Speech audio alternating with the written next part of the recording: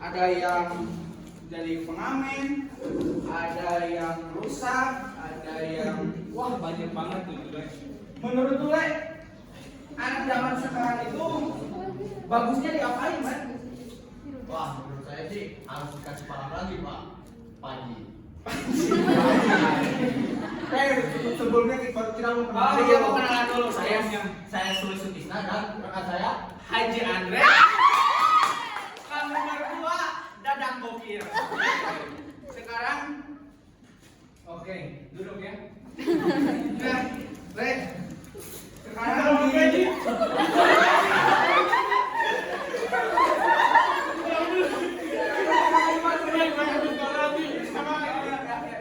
Coba lihat dulu ke kamera lihat. kenapa coba? Oke, ada salah nih sama kamu sekolah nih. Kebetulan gue juga punya geng. Oh, kita ini PCB, PCB apa? PCB perguruan cara belajar.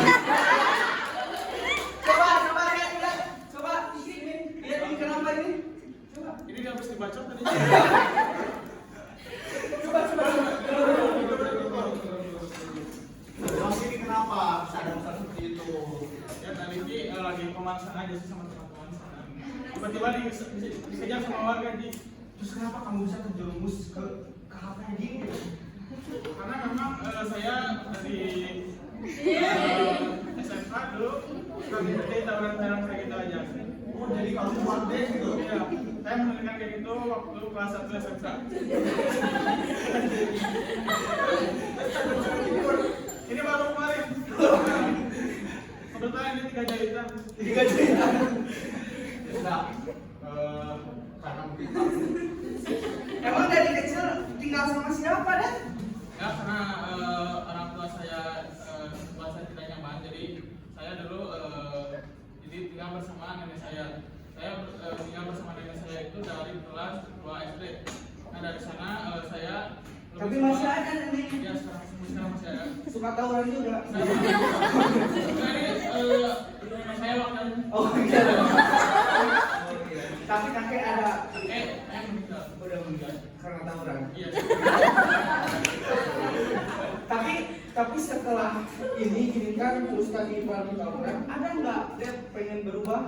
Ya pengen sih, soalnya saya bosan hidup gini-gini aja, malu sama yang lain juga sih. Oh malu gitu. Gini malu karena Iya malu juga ini. malu gitu sama yang lain gini, Iya. gini penampilan gini malu nggak? Enggak.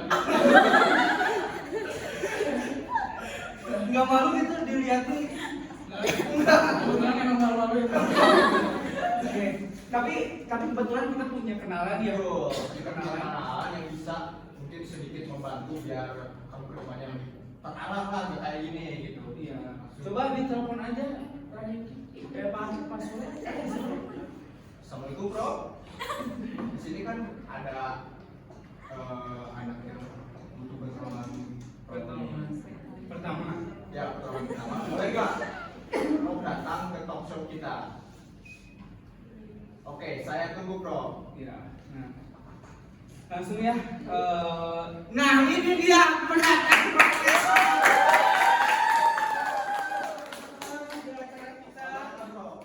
Silakan duduk bro. Ya. Nah, hari ini kita kedatangan Profesor Dr. Sarlito Wirawan Sarwono. Beliau merupakan seorang dosen di Universitas Indonesia, Fakultas Psikologi. Selain menjadi dosen, beliau juga menjadi pakar psikologi sosial. Bro maaf ya rambutnya emang ada. Sebenarnya saya kaget, saya baru terbang, baru sampai dari Belanda. Oh, Saya tiba-tiba ditelepon sama. Oh jadi di Belanda tadi pas di telepon di Belanda langsung ke sini. Iya, jadi karena saya menghargai Haji. Oh. Karena kalau kamu dulu tahu, saya pernah mancing ikan bersama Haji Andre. Jadi lu nanya mau kucing. Bukan. Oh, maksudnya pada tadi. Ya jadi gini Prof jadi gini agak turun kita gitu lihat penampilannya juga emang udah iya. Jadi dia itu coba ceritain gimana pengalamannya Prof. Ini bro, saya itu dulu kontak sama orang tua itu lebih ke jarang Jangan kesana. nangis aja. Jarang kesana, memang orang tua saya itu lebih suka membanding-bandingin Jadi saya lebih nyaman tinggal bersama nenek saya. Saya tinggal bersama nenek saya itu waktu dari kelas SD sampai kelas 5. Saya suka tinggal bersama nenek saya itu karena saya bebas bisa main kemana aja, bisa ngapain aja juga bebas. Nah seiring berjalannya waktu saya juga saking bebasnya saya sampai terjerumus kepada pergaulan bebas. Saya mulai sampai ikutan merokok itu dulu kelas 5 SD. Kelas 5 SD saya udah merokok. SMP saya sudah mencoba miras. Terus waktu SMA juga keren Cina. Jadi selama itu ada peningkatan ya? Iya, ada apa-apa. Nah, terus saya sekarang dengan berumah. Nah, jadi gini Rob, kan kalau kita ngomongin komunikasi keluarganya, sebenarnya komunikasi asertif itu bentuknya seperti apa sih? Terus bedanya dengan komunikasi yang hanya menyuruh atau mengkritik itu seperti apa? Kalau berbicara komunikasi asertif ya, komunikasi asertif itu bisa diibaratkan itu seperti komunikasi antara hati dan hati. Tapi kalau secara ke definisi ya, komunikasi asertif itu bagaimana kita mengungkapkan perasaan maupun pikiran secara jujur, saling menghargai, respect tanpa ada saling menyakiti. Seperti itu kalau asertif. Kayak contohnya, kalau contoh kecilnya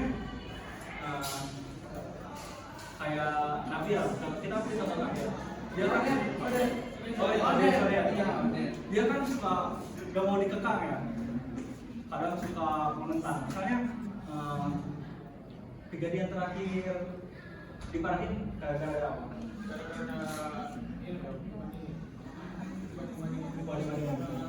Lebih itu sih lebih ke kayak anak dibanding sama Ya. Ya, ini salah satu contoh ya, contoh kasus. Dia dibanding-bandingin mungkin karena si orang tua pengen berharap anak lebih baik lagi.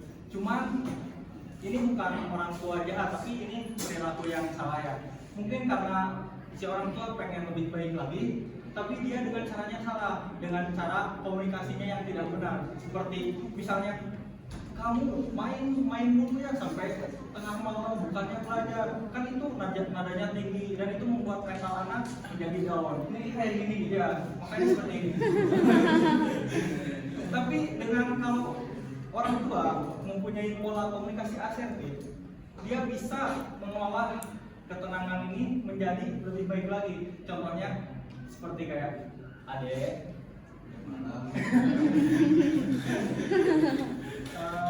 mama atau bapak biasanya yang suka marah?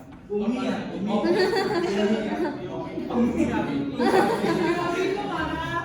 Misalnya, adek, ayah tahu adek suka main, tapi sebaiknya adek tahu waktu ya, karena besok juga adek masih mau sekolah dan harus belajar biar bisa menggapai cita-cita yang lebih tinggi. Seperti itu contohnya. Jadi dengan pola komunikasi asertif kita bisa membuat yang baik menjadi lebih baik, yang buruk menjadi baik. Tapi kemarin juga pas sekolah katanya gurunya juga dipukul gitu gurunya juga. Ya. Karena apa itu gurunya dipukul? ya karena itu dia udah mukul balik. Nah, gimana sampai guru-guru itu dipukul gitu? Nah, itu juga bisa saja yang pertama karena pengaruh dari Alkohol. lingkungan keluarga. Ya karena dulu saya juga pernah dipukul sama ayah saya, jadi saya pukul balik juga. Oh, ayam juga dipukul. Ya, sama saya mau. Nah, lalu apa yang membedakannya dengan kritik atau pemerintah?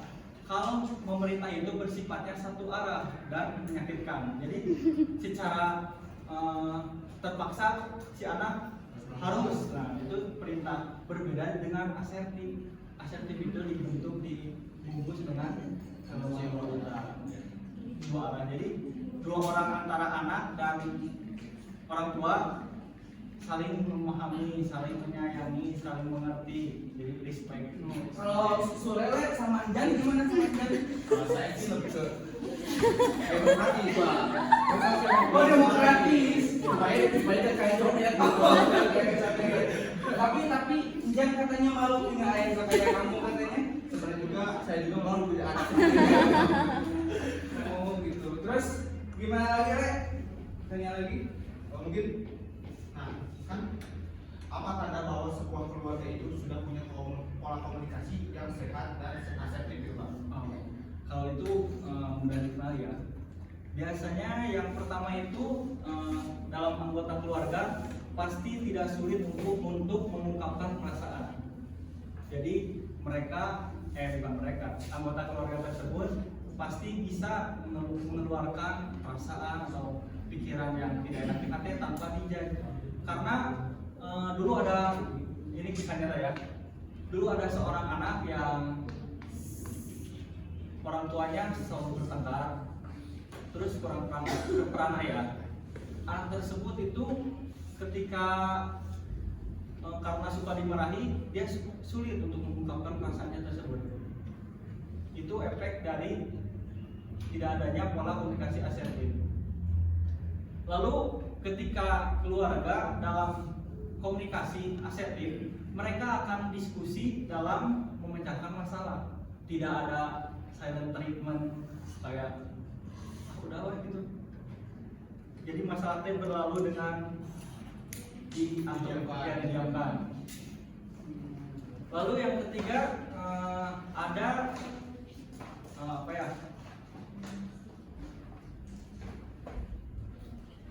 si anak itu berani dan percaya diri karena dia ditanamkan oleh orang tuanya untuk berani. Nah, kalau berbicara pola komunikasi asertif ya, saya pernah diskusi dengan psikolog dari Amerika. Dia bernama Dr. Becky Kennedy. Dia adalah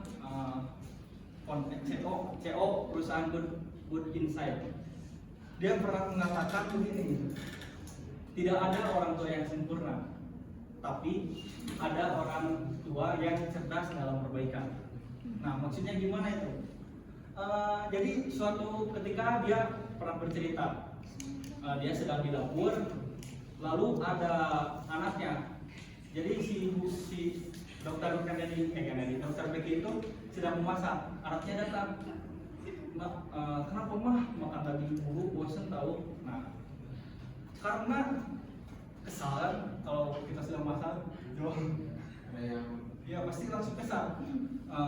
Pokoknya kan itu dalam bahasa Inggris dia bilang gini, kamu ya gak tahu bersyukur gitu. Nah itu membuat si anak marah sehingga si anak langsung pergi ke kamar banting pintu. Nah itu salah satu ketidaksempurnaan orang tua, meskipun Dr. Becky Kennedy itu seorang psikolog yang bekerja dalam parenting anak, tapi dia juga mempunyai kesalahan. Tapi yang paling penting di sini apa? Ya, ada dua perbedaan, ada perbaikan, revive, dan ada apologize atau permintaan maaf palsu. Perbedaannya adalah permintaan maaf palsu itu bayangkan seperti ya udah gue minta maaf, yang penting masalah selesai, padahal itu tidak menyelesaikan masalah. Tapi kalau dengan perbaikan itu dimulai dengan 3 langkah. Yang pertama kita harus berpikir tenang, memahami, oh ya aku salah tadi udah meminta anak aku tadi gitu. Seharusnya aku bisa berbicara dengan tenang dan memberitahukan dengan baik. Lalu langkah yang kedua meminta maaf kepada anak, menjelaskan. Dan yang ketiga memberi solusi. Oke, sekarang makan ini dulu ya, karena mama terlanjur udah masak. Kalau besok mau yang lain boleh, karena kita harus mensyukuri makanan ini ya. Itu contoh pola komunikasi asertif. Jadi itu perbaikan yang sangat baik. Jadi yang penting meskipun ada kesalahan, yang penting adalah ada perbaikan seperti itu. Nah, Bro kan ini jadi korban gitu kan dari mukanya, rambutnya, udah kurus gitu kan. Nah, yang harus dilakuin nih sama orang tuanya harus gimana? Kalau ini ya kan antara anak dan orang tua ini tidak ada yang salah. Bukan anak versus orang tua, tapi kita versus masalah. Nah, jadi dua-duanya ingin menjadi lebih baik. Orang tua karena kekhawatiran yang tinggi, ingin anak menjadi aman dari apapun itu bahaya, atau orang tua ingin anak menjadi lebih baik sehingga dia mengekang anak untuk seperti itu. Dan si anak pengen kebebasan karena anak juga bukan robot gitu, dia juga punya jalan sendiri. Nah, untuk solusinya ini untuk orang tua yang di rumah ya, kalian bisa meluangkan waktu untuk anak, berbicara, berdiskusi dengan anak. Tidak semata-mata misalnya kalau anak nilai jelek, kamu ya nilai kamu jelek sekali, kamu tidak perlu gitu. Atau anak kesulitan, kamu bisa nak, apa yang kamu sulit, apakah mama bisa bantu? Contohnya seperti itu. Jadi itu adalah untuk memperbaiki hubungan agar si anak tidak mental down. Lalu bisa juga meluangkan waktu dalam liburan seperti itu, atau memilih aktivitas dalam kebersamaan seperti misalnya bercocok tanam bareng. Atau yang bisa ya, hobi kalau hobi juga. Ya bisa, misalnya kalau anak suka futsal, juga ikut futsal gitu. Tapi Prof, ini kan keluarganya hampir gangster semua gitu. Oh ya itu, kakeknya meninggal waktu tawuran, neneknya sekarang lagi di UGD, terus ini baru tadi kebacok. Nah ini gimana ya di keluarganya? Dia udah tawuran. Nah, inilah pentingnya memilih pasangan.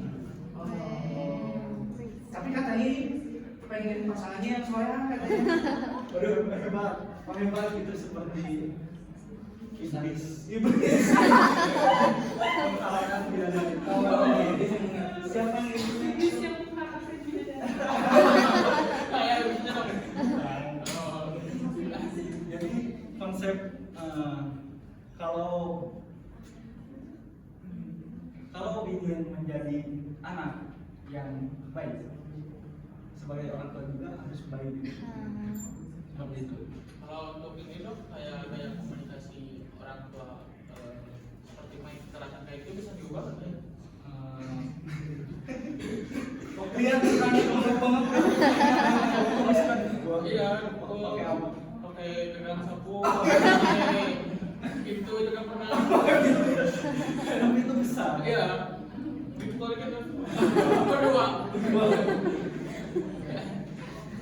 Kalau itu ya mungkin dari pribadi orang tuanya tersebut ya. Kalau menurut saya orang tua tersebut itu harus apa ya, membenahi diri. Kalau dari tadi mau podcast kamu nonton tidak? Oh iya, Tadi dia membahas konsep diri. Nah itu salah satunya orang tua. Jadi orang tua juga harus sadar ya. Jadi itu kesadaran diri, karena kalau bisa aja dibawa ke psikolog orang tua, kamu bawa aja di sini kalau Kalau saya masih di rumah sakit kan? dipukulin. Tadi saya maksudnya contohnya kayak saya itu. Tapi kan kamu sering dikekang atau dipukul, apa sih harapan pesan untuk orang tua? Ya simpel aja sih sebenarnya, nggak usah main kekerasan gitu, terus jangan tidur juga. Coba lihat ke penonton. Lihat ke penonton. Tapi kalau Kan pesan-pesan ke orang tua, coba ke kamera. oh ya, buat orang tua saya, saya lebih jangan main kekerasan gitu, lebih ke kayak bisa ngobrol, kita terbuka berdua, nggak perlu main kekerasan juga. Terus jangan banyak membandingin sih, lebih saya Coba lihat lebih sakit dan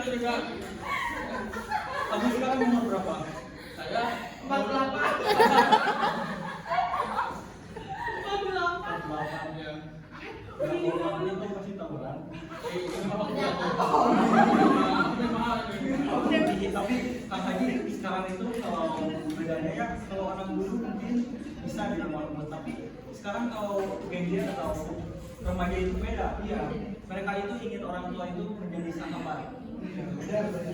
Soalnya kan yang saya tahu itu ada 3 tahapan dalam parenting kepada anak. Gimana coba? Yang saya tahu, saya baca artikel gitu kan, di usia kecil kayak SD sampai kelas 6 SD itu orang tua terus menyayangi anak.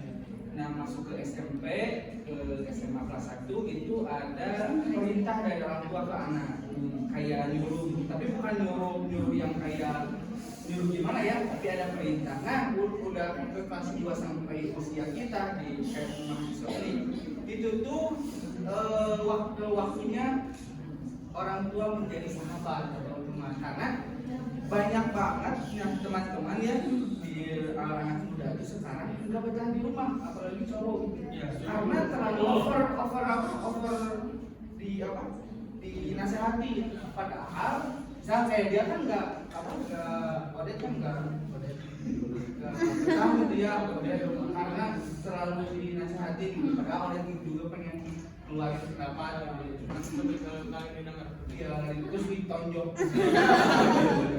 Juga tiap hari juga sering gitu. Tiap hari sering. Tapi Odet itu rambut bisa Ini rambutnya pusing gini.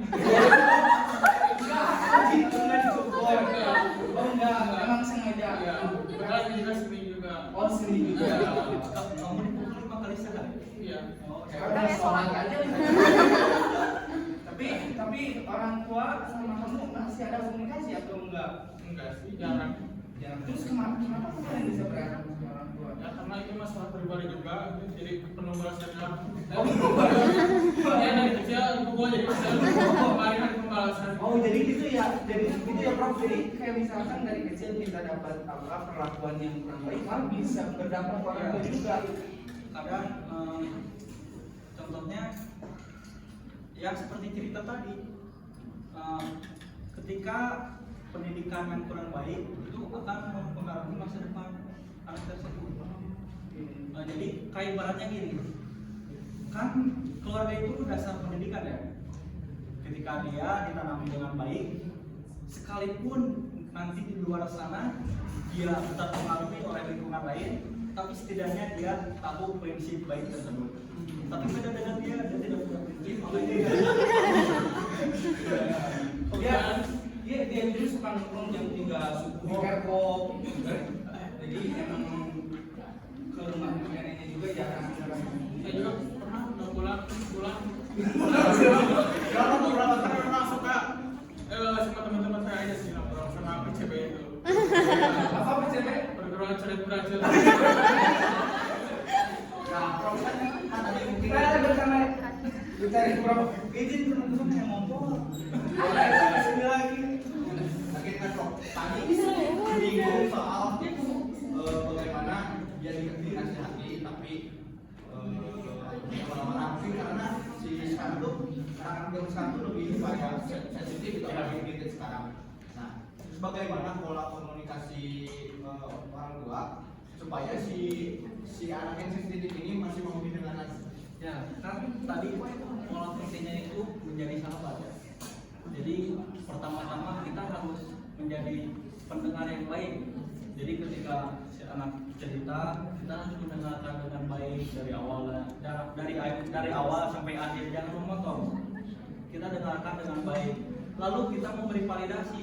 Misalnya anak itu berbicara, saya kesal hari ini karena misalnya saya paling jago ketahuan. Harus koordinasi. Lalu di validasinya begini, iya emang kesel aja, cuman emang itu karena salahnya di kamu karena paling jago ya. Jadi lalu yang ketiga, jangan langsung memberikan nasihat, karena kadang anak itu hanya ingin didengarkan tanpa Instruksi gitu. bukan hanya ingin mendengarkan, bukan mau solusi. Jadi tanya dulu, apakah Maman boleh kasih solusi gitu atau saran? Jadi jangan langsung kalau misalkan anak bercerita jangan dia membuktikan dulu ya, jadi harus didengarkan dulu. Terus kalau misalkan kita emang mau ngasih solusi, lebih baiknya tanya dulu anaknya butuh solusi dari orang tua. Ya.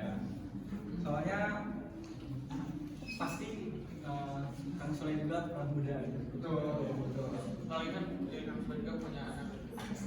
Gimana cerita supaya anak apakah baik? Kalau saya kan saya lebih sibuk di luar ya, beda dengan yang muncul gitu.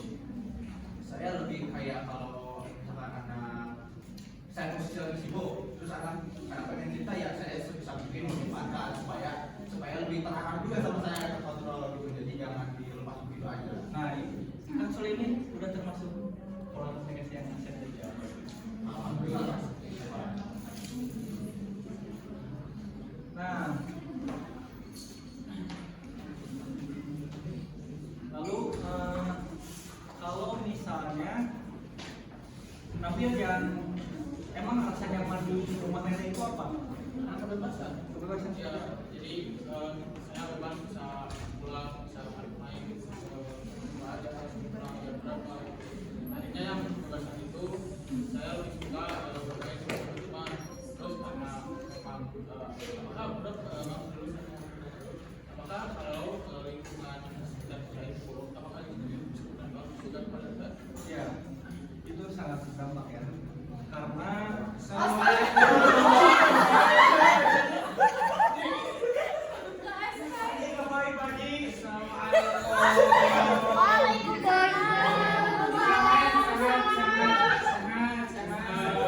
Silakan duduk.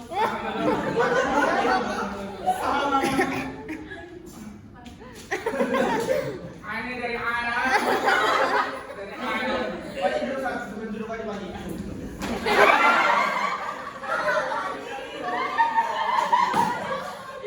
Aneh nggak lihat. Sorry. Pagi ya habis dari mana? Kalau bisa sampai sini, Aneh dari anak. bisa datang ke sini gara-gara apa? Aneh cari anak aneh. Yang mana? Yang rambutnya gini. Bukan dari.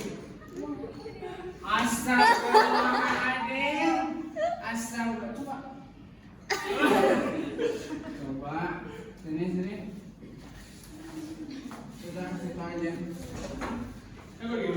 Iya, berdiri. Kasih hukum aja pagi. Iya, hukum aja. Sebetulnya Le, aneh kesini mau jualan Le. Jualan apa pagi? Tapi pagi ini kasihan harus berdiri pagi. Nggak apa-apa anak durhaka. Bukan udah meninggal pagi. Pokoknya oh iya tadi juga dia sempat cerita. Bukannya bapaknya lagi udah meninggal. Ngomong aneh disekap. Disekap aneh.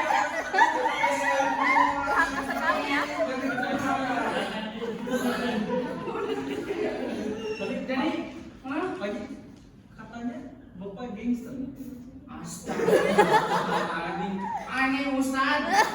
Aku aneh Ustad ya. Coba. Ini sorban udah segede anak anak. Ini jenggot sak aneh lihat dong. Emang bisa dilepas-pasang gitu ya kan? Ya, ini. Emang aneh-aneh keluarga aneh. Ada yang Kayak gitu pagi. Iya, itu makan ya. Ini gini lah, aneh kesini tuh mau jualan ini lah. Ini tuh cincin lah. Jadi kalau misalkan dibeli ini, gitu kan, ini hasilnya gede lah. Berapa tuh? Ini tuh bisa apa ya? Bisa bikin lo kaya. Gimana caranya pagi? Jadi ini dimasukin, ini dua jari, terus datang ke bank tonjol.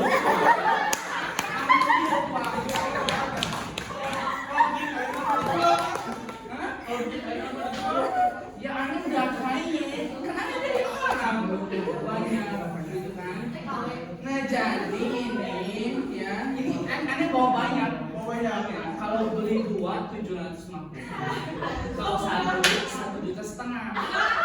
kalau di rumah apa Ji? Ya karena mah. Jadi mau nggak?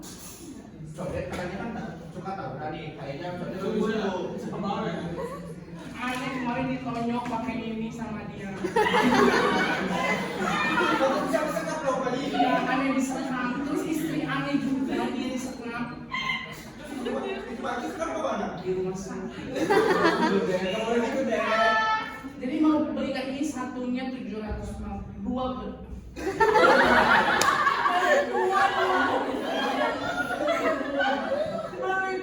750 beli satu mau kasih satu juga setengah.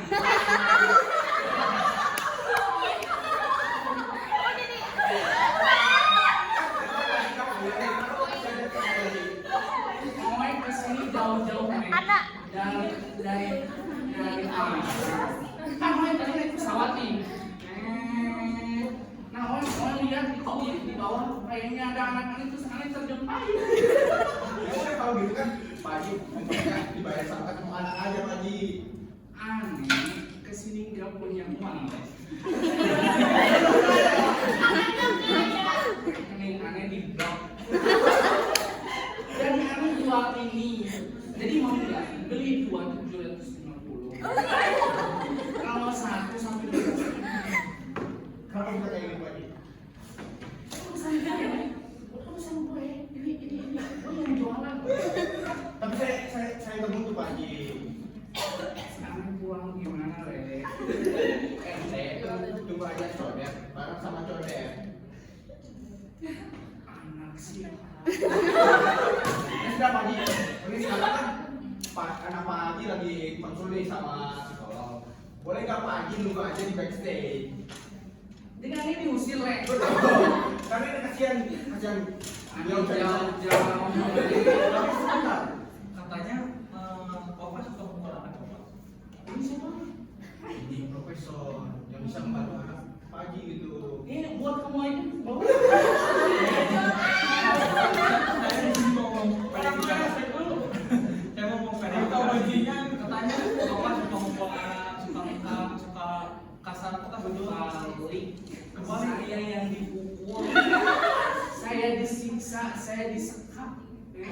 Berarti emang pola komunikasi asertif tidak mempan ya kepada dia. Iya, dia itu udah kayak iblis. Bajingan ya. Jadi buat masnya aja ya. Nanti saya kasih ini. Mau nggak? Padahal ini saham loh. Jadi aneh keluar aja ya. Keluar dulu aja Pak Haji, nanti saya kasih lagi ya si codet. Enggak buat lu aja. Ada nggak uang nih buat aneh pulang aja? Ya udah nih, biar cepat pulang. Boleh keluar dulu ya Pak Haji.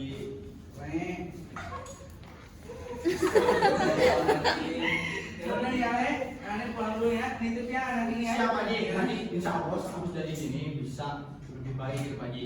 Iya, terus kemana itu si Andre? Katanya lagi ke toilet, kan saya panggil ya. Oh iya, Dia kan kan ke pagi. Betul. Iya benar. Tadi ketemu katanya Pulang. katanya mau ke depan dulu ya. Si Andre. Mau apa itu Pak Haji? Datang. Terus kalau aneh keluar pasti datang ya. Betul. Ya udah aneh pulang dulu ya. Ya udah makasih Pak Haji. Ya udah.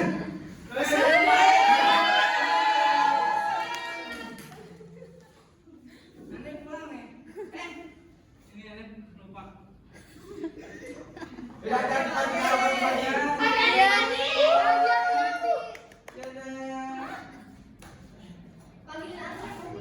Oh iya, nanti saya panggil Andre ya. Tuh, Pak Haji tolong panggil Pak Haji. Iya. Orang tua udah ngutang, sekali lagi.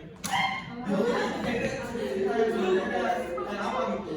Ya seperti apa yang saya ceritain itu tadi. Kenapa dia bisa datang? Bercerita, baliknya dari yang kamu katakan. Ya karena dia juga berbohong kepada saya. Gitu. Terus sebenarnya ini saya bacot ya. Bocok ya? Iya. Katanya kan dia tawuran. Iya kan dia. Oh, dia jadi yang ketuanya. Jadi beliau juga punya dia. Iya. Baik tadi ketemu sama Wan Kodir. Betul Pak Haji. Dari Wan Kodir. Katanya nyari anaknya. Tapi gini Pak Haji, benar dulu. Ya. Apa ya? Ternyata dia datang ke sini dengan gaya harap-harapan. Tapi ternyata kata beliau sama punya kayak Pak Haji. Ini saya bacot. Katanya tadi kata Wan Kodir kamu itu emang anaknya. Cuma Wan Kodir katanya disekap benar. Enggak gitu, Ji. Ini saya Coret. Coba coret apa ini, mungkin bohong nih Le. Coba jadi. Nah ini berarti. Wah ini Le bohong nih. Wah salah, bohong ini Le. Wah kamu jadi datang ke sini buat ngomongin kita. Wah ini dakinya. Bohong. Jadi bohong kamu. Ini kan berarti dari ininya keraknya aja. Jadi kerak cepet gitu. Berarti benar itu bapaknya. Iya. Bapak ini bapak angkat. Oh bapak aku kamu ya. Oke, kan terlepas dari cerita codet sama orang tuanya benar atau enggak, tapi bagaimana sih cara ngomong orang tua ngaruh ke kepercayaan diri si anaknya gitu. Kalau perkataan orang tua itu sangat mempengaruhi ke anak ya. Kembali dengan cerita tadi, saya juga dulu saya sih ada anak seperti cerita yang tadi, dia selalu dimarahi ketika mengungkapkan perasaannya, dia selalu dihujat. Dia, kamu mana kamu mah itu aja begitu. Nah itu mempengaruhi anak kepada mentalnya, sehingga dia menjadi kurang percaya diri, tidak berani mengungkapkan perasaan, sulit menolak. Itu dipengaruhi oleh perkataan yang kasar dari orang tua. Makanya pola komunikasi asertif ini penting agar anak sehat mentalnya dan dia juga akan menjadi lebih baik lagi di masa depan. Begitu. Untuk closing statement aja langsung, boleh? Gimana coba buat closing statement kan kita buat para penonton. Iya. Kan ada juga yang mungkin kasusnya sama lah kayak codet. Nah ada nggak kata-kata buat mereka yang mengalami hal yang sama? Kalau intinya orang tua itu harus harus memahami bagaimana pola pengasuhan anak agar anak memiliki sifat asertif. Itu juga harus dimulai dengan orang tua sendiri harus memiliki pola asertif. Ya. Jadi orang tua seperti tadi bisa berlanggaran di Good Insight itu sangat bagus untuk jadi perusahaan itu membentuk orang tua agar bisa mengasuh anak lebih baik lagi gitu. Nah untuk saran dari saya, kamu bicara dengan orang tua kamu bahwa kamu ingin begini, bahwa kamu juga punya jalan begini dengan baik-baik. Kalau Terbaik itu gimana? kalau masih terbaik itu jadi pasti ngomongnya masih keras. Ya berarti pasti bisa karena dengan kelembutan semua jadi lembut. Mungkin dari Odet nih selaku mungkin bisa dikatakan korban ya dari komunikasi yang tidak asertif. Ada kata-kata buat Ya, supaya teman-teman seusia Odet yang udah 48 tahun ini bisa benar itu kan nggak beli Odet. Coba ke kamera bilang, terus ke orang tuanya bilang, coba ke Odet. Ya, buat Coba kameramen yang di deketan, kameramen maju semua, kameramen ini Odet mau ngomong. Baik. Coba kameramennya, yo, coba Odet jangan sedih ya Odet mukanya. ya buat orang tua saya jangan lupa makan ya. Coba kalau biar ke teman-teman seusia Odet supaya ngerti Odet harus gimana. Ya buat teman-teman yang seusia Odet itu 48 tahun ya. Jangan lupa buat patuh sama orang tua, dengerin kata orang tuanya, jangan melawan juga. Pokoknya lakuin apa yang terbaik buat orang tua kita aja. Iya, makasih Odet. Biar kayak Odet. Iya, jadi kayak Odet. Jadi pemirsa sama penonton yang ada di sini ya, kita coba dulu apa? Basa-basi. Jadi kita sekarang kan udah ya mendatangkan profesor, terus ada Odet ya, penipu ulung, terus ada juga. Terima kasih Prof atas kehadirannya, terus Odet juga ya, jangan tawuran terus, usia udah 48 dan jadi harus balik pelajaran. Jadi makasih buat semuanya, sore kita tutup ya ke apa?